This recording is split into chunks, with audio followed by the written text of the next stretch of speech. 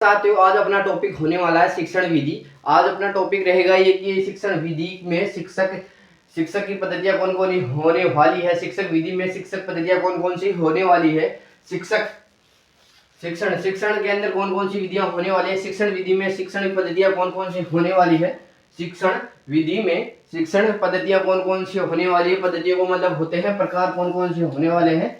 प्रकार हो सकते हैं, पद्धतियों नाम प्रकार के माध्यम से भी देख सकते हैं। फर्स्ट रहेगा अपना प्रदर्शन पद्धति रहेगी। प्रदर्शन पद्धति का ये रहेगा कि अपन लोग व्यक्तियों को, विद्यार्थियों को अपना प्रदर्शन करके उनको समझाया जा सकता है। ये प्रदर्शन विधि रहेगी, जो कि खेल के माध्यम से प्रदर्शन विधि दिखाई जाती है। जैसे कि एथलेटिक्स हो, स्पोर्ट्स हो, इनके अंदर प्रदर्शन विधि होती है। जैसे कि खिला के बताते हैं कि ये प्रदर्शन विधि के माध्यम से होता है। चलिए, इसका पॉइंट क्या होने वाला है एक बार ये भी बता देते हैं आपको। जब भी प्रशिक्षण प्राप्त करने वाले छात्रों को संख्या अधिक हो तब यह विधि उपयोग में की जाती है।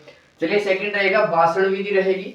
भाषण विधि का मतलब रहेगा कि कम समय में अधिक विद्यार्थियों तक भाषण देकर समझाया जा सकता है। इसका भी टॉपिक बताता हूँ। इसे निर्देश की पद्धति भी कहा जाता है। इसे निर्देश की पद्धति भी कहा जाती है। सामान्य व प्रचलित रूप में इसका उपयोग होता है। ठीक है, आगे चलेंगे। थर्ड पॉइंट रहेगा विचार विमर्श रहेगा अपना। विचार विमर्श का मतलब रहेगा कि आपस के अंदर चर्चा करना। विचार विमर्श यह एक हैरी ए ओवरस्ट्रीट द्वारा सर्वप्रथम प्रयोग में लाई गई विधि है। छात्रों को अपने विचार प्रस्तुत करने का अवसर प्राप्त होता है विचार विमर्श के माध्यम से। आगे चलेंगे। फोर्थ पॉइंट रहेगा प्रोजेक्ट विधि रहेगी। प्रोजेक्ट विधि के अंदर ऐसा रहेगा कि विद्यार्थी प्रोजेक्ट बनाते हैं और उनको प्रस्तुत करते हैं, या टीचर्स के माध्यम से बच्चों को प्रोजेक्ट के माध्यम से समझाया जाता है। प्रोजेक्ट के लक्ष्य जो स्पष्ट रूप से परिभाषित करना चाहिए। इसमें छात्रों के समक्ष समस्या रखी जाती है तथा विद्यार्थी स्वयं इसका समाधान करते हैं। चलिए आगे चलेंगे। स्वेच्छा विधि। स्वेच्छा विधि मतलब रहेगा इच्छा से। स्वेच्छा विधि मतलब रहेगा इस विधि के अंतर्गत सभी छात्र विभिन्न प्रकार की क्रियाओं को अपनी इच्छा के अनुसार करते हैं। चलिए आगे चलेंगे। 6 पॉइंट रहेगा आदेश विधि। टीचर द्वारा विद्यार्थी को आदेश देना और आदेश विधि के माध्यम से उनको पालन कराना। इस विधि में क्रिया करने के लिए विद्यार्थी को आदेश दिया जाता है। ताल क्रमबद्ध क्रियाओं में इस विधि का उपयोग किया जाता है। तालबद्ध में जैसे कि एनएसएस हो गया, एनसीसी हो गया, इनके अंदर आदेश दिया जाता है कि आपको क्लिप करनी है। एनएसएस में एनएसएस, एनसीसी के अंदर परेड करना है। ये सब ताल से माध्यम से होता है, ये आदेश विधि पे होता है। चलिए आगे पॉइंट चलेंगे। 7 पॉइंट रहेगा समस्या समाधान विधि रहेगा। समस्या समाधान विधि, इस विधि की सहायता से उच्च स्तरीय संश्लेषण मूल्यांकन विकसित किया जाता है। संश्लेषण और विश्लेषण मतलब चर्चा की जाती है। इसका उपयोग विभिन्न प्रकार की समस्याओं को सुलझाने के लिए किया जाता है। चलिए आगे चलेंगे।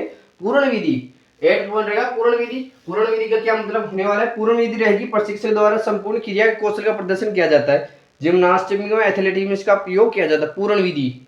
चलिए आगे चलेंगे। 9 पॉइंट का अंश विधि रहेगा। अंश विधि रहेगा। अंश विधि का क्या रहेगा, किसी कौशल को प्रशिक्षक द्वारा छोटे छोटे अंशों में विभाजित करना। टुकड़े छोटे छोटे पार्ट्स के अंदर के माध्यम से बताना अंश विधि रहेगा। अंश का मतलब एक छोटा सा टुकड़ा रहेगा, छोटा सा पार्ट्स रहेगा, उसके माध्यम से सभी आगे छोटे छोटे स्टेप बताते पूर्ण की ओर चलेंगे। तो पूर्ण विधि क्या रहेगी, पूर्ण अंश पूर्ण विधि रहेगी। इसके बारे में देखें। इसमें पहले शारीरिक क्रिया को पूर्ण रूप से, फिर आवश्यक भागों तथा फिर उससे आगे भागों को उपयुक्त करके इकाई के रूप में लिखाया जाता है। इस पद्धति से क्रिया को समग्र रूप से विभाजित कर समझने का अवसर मिलता है। चलिए आगे चलेंगे। और अंतिम पॉइंट रहेगा अनुकरण विधि रहेगी। आगे लास्ट और अंतिम रहेगा अनुकरण विधि रहेगी।